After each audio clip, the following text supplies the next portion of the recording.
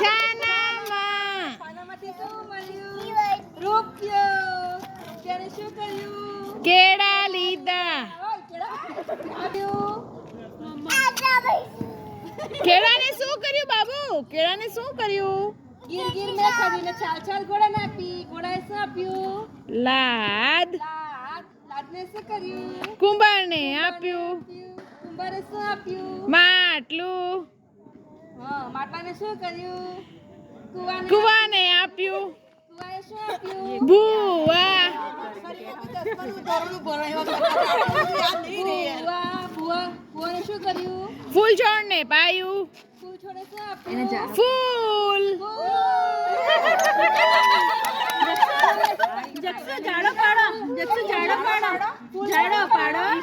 ફૂલ ભગવાનને ચડાવ્યું.